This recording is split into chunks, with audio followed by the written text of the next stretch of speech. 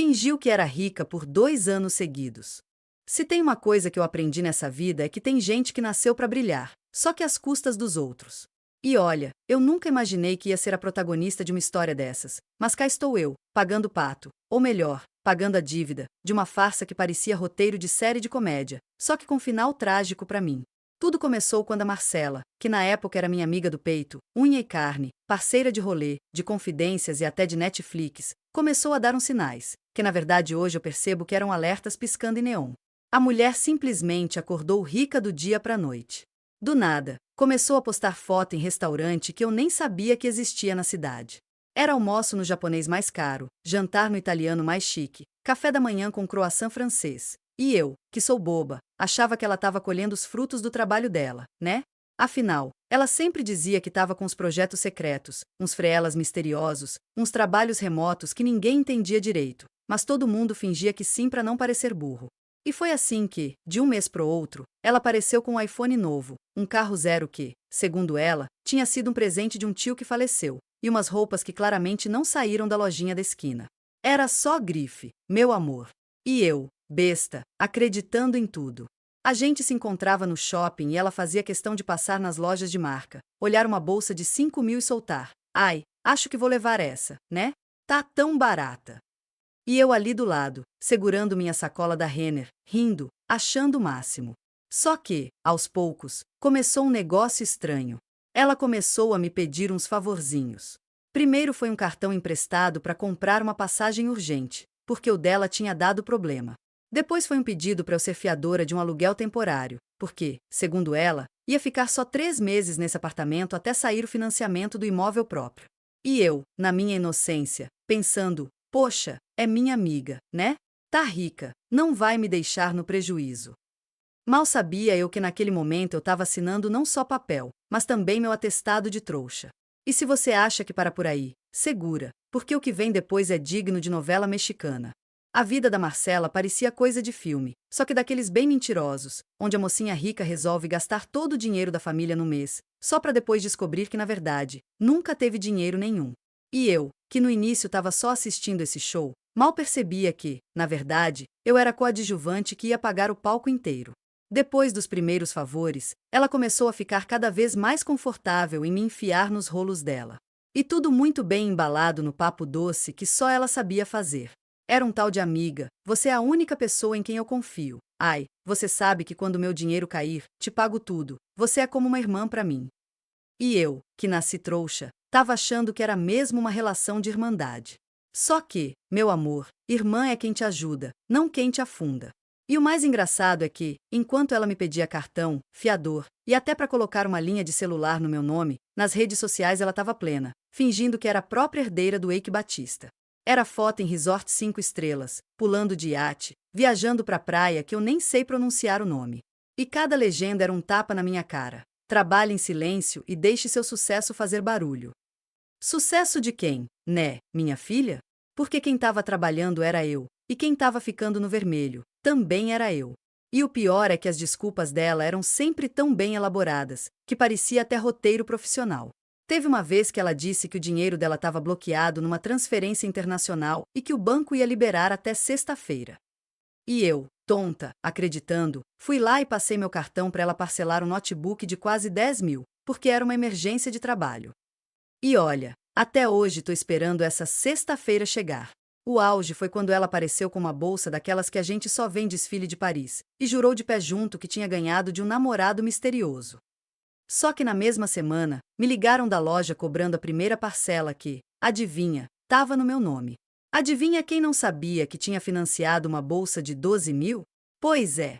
E se você acha que eu acordei para a vida nesse ponto? Segura, porque a lavagem cerebral estava tão forte que eu ainda achava que era tudo mal entendido. Só que, meu amor, o barraco ainda nem tinha começado de verdade. Se você acha que depois da história da bolsa eu teria aberto os olhos, pois errou feio, errou rude. Porque, sinceramente, a Marcela era tão boa no teatro que eu tenho certeza que se largasse essa vida de influencer fajuta e fosse para Broadway, ela estaria até hoje ganhando Tony Awards. E, pasme, que a mulher não tinha nem um pingo de vergonha na cara. Depois que eu descobri, meio sem querer, que estava pagando uma bolsa que nunca nem encostei, ela veio toda trabalhada na atuação, chorando, soluçando, dizendo que tinha sido um erro, que a loja tinha cadastrado meu nome sem ela perceber, como se bolsa de grife fosse vendida igual pão na padaria, né? E eu, que claramente não estava bem das faculdades mentais, aceitei as desculpas. Porque além de trouxa, ainda era emocionalmente manipulável. E o mais surreal é que, enquanto isso tudo rolava, ela estava cada vez mais metida. Passou a frequentar salão que cobra R$ 1.000 só para escovar o cabelo. Se meteu em grupo de socialite da cidade, começou a fazer aula de tênis. Tênis, meu amor. Coisa que ela nem sabia segurar na mão. E, lógico, tudo isso registrado em stories, reels e posts, com aquelas legendas motivacionais de quem finge que venceu na vida com muito trabalho e foco. E eu estava trabalhando mesmo, para pagar as parcelas dos sonhos dela. A cereja do bolo foi quando ela me ligou desesperada, dizendo que tinha uma oportunidade de ouro, um imóvel na planta, um apartamento maravilhoso, que estava na promoção relâmpago e que ela não podia perder. Só que tinha um problema, sempre tem, né? O CPF dela estava em análise e ela precisava que eu fosse lá, assinasse como titular, só até o financiamento sair no nome dela. E, gente, ela me convenceu tão fácil que hoje eu me pergunto se ela não tinha feito um curso de hipnose na surdina. Porque quando eu vi, eu estava lá, na mesa do corretor, assinando um contrato de um imóvel de R$ 500.000, que nem era meu. E ela, plena, com o cabelo recém-feito, unha em gel, tomando espumante no lounge da imobiliária, como se aquilo fosse a coisa mais normal do mundo. E eu, mais uma vez, pensando, imagina se isso dá errado. Não, não vai dar, ela é minha amiga, né? Aham. Pois é, tá achando que acabou?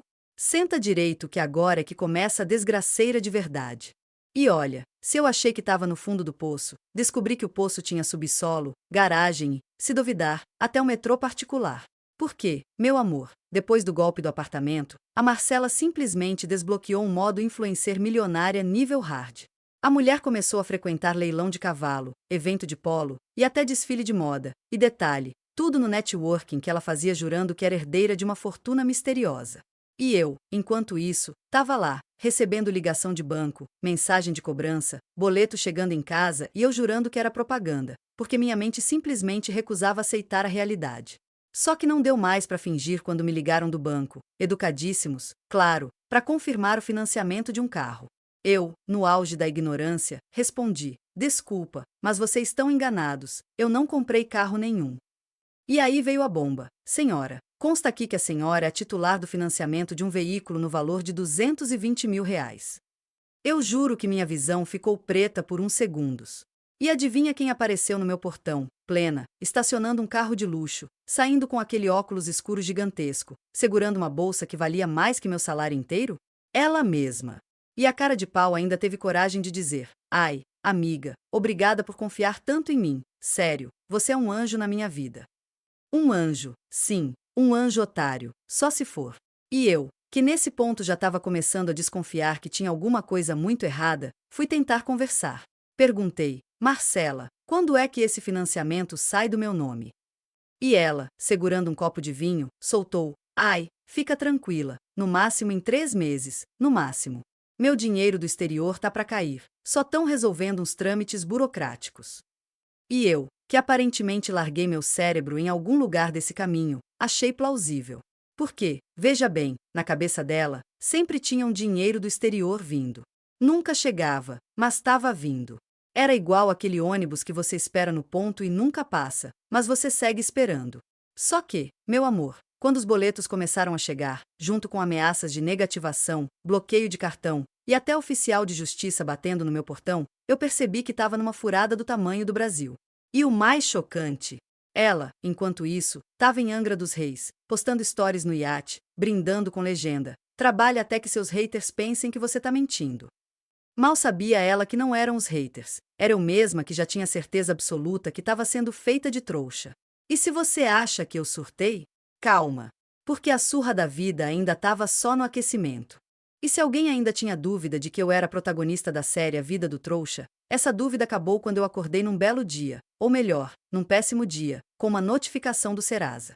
Pois é, minha gente, meu nome, que até então era limpo, cheiroso e sem um risquinho, simplesmente apareceu mais sujo que pau de galinheiro. E adivinha por quê? Por causa de quem? Claro que é da Marcela, né? E olha, quando eu falo que minha ficha caiu, ela não caiu sozinha não. Caiu com força, rolando ladeira abaixo e levando junto minha dignidade, meu score de crédito e meu psicológico.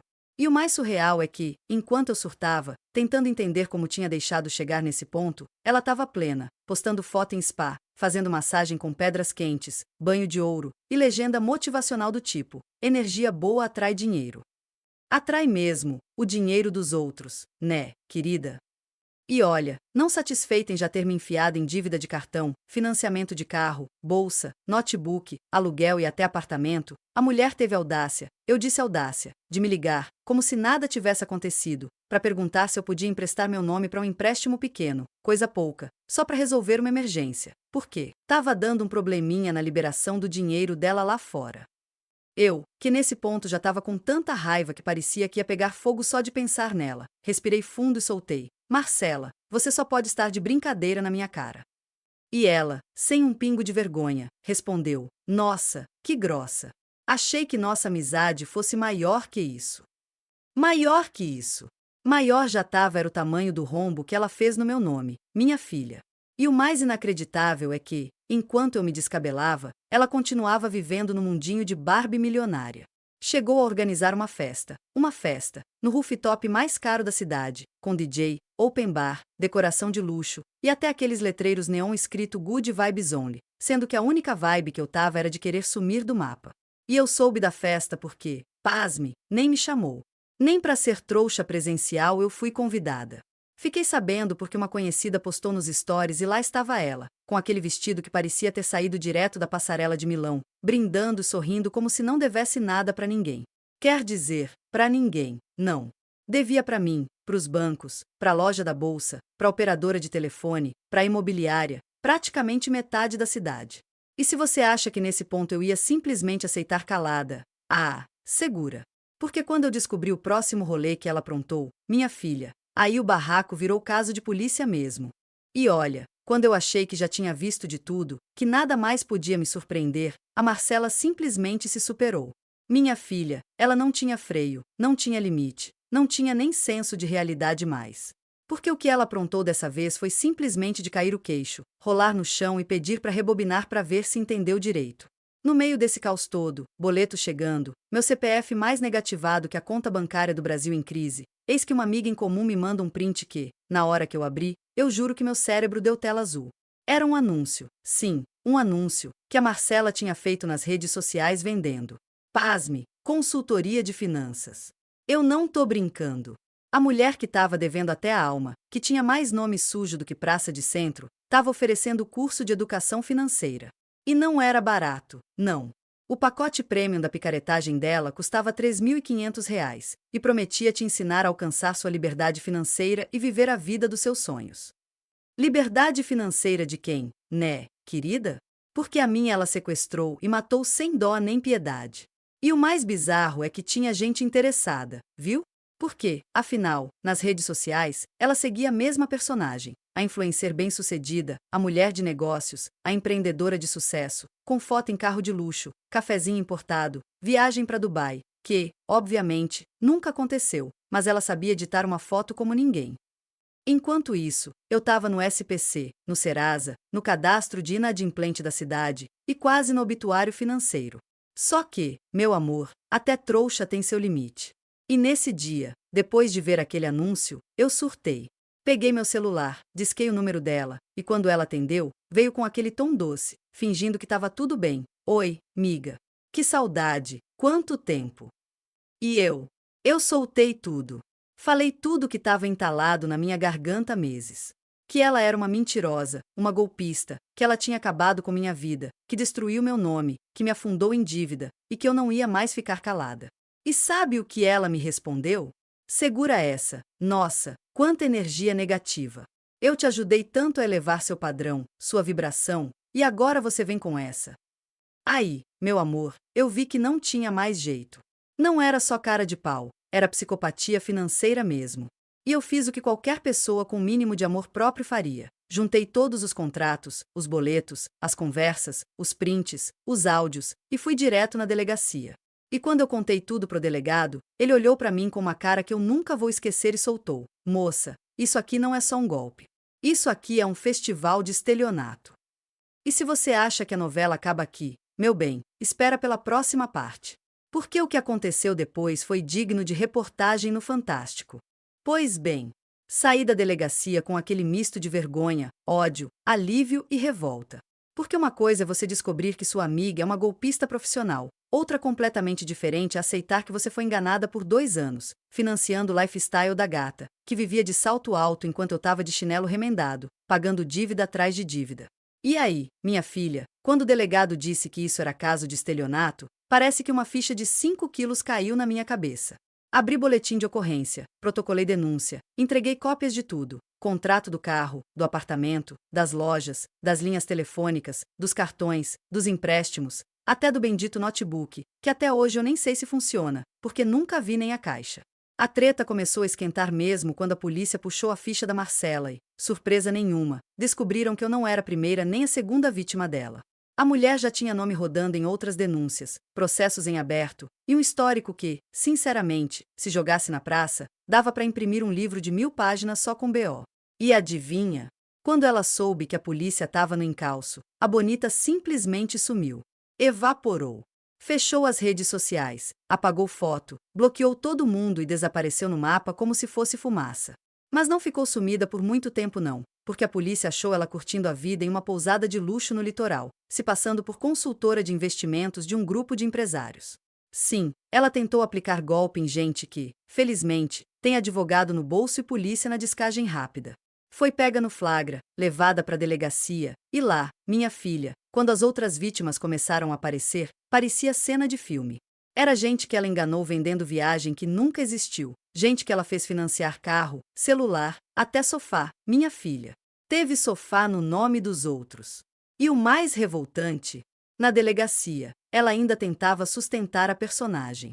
Jurou que estava sendo vítima de uma campanha de difamação, que as pessoas tinham inveja do sucesso dela, e que estava tudo sendo resolvido com dinheiro que estava para cair de uma aplicação internacional.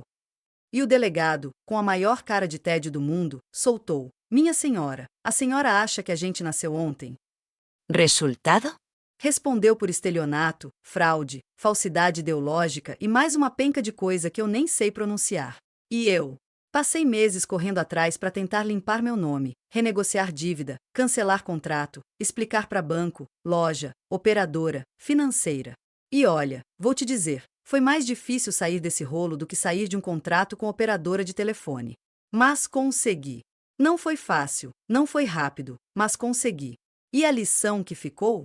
Primeiro, nunca, nunca, empreste seu nome, seu CPF, seu cartão, seu fiador, seu cachorro, seu tapete. Nada para ninguém, nem para amiga de infância. Segundo, se alguém ostenta demais sem você entender de onde sai o dinheiro, corre. Porque quem muito finge ser rico, geralmente vive à custa dos outros. E terceiro, trouxa uma vez, nunca mais. Porque hoje, se alguém me pede até uma balinha emprestada, eu peço CPF, comprovante de renda e 3 referências antes. Porque se é para ser otária, minha filha, agora só se for na ficção. Se inscreve e ativa o sininho para mais.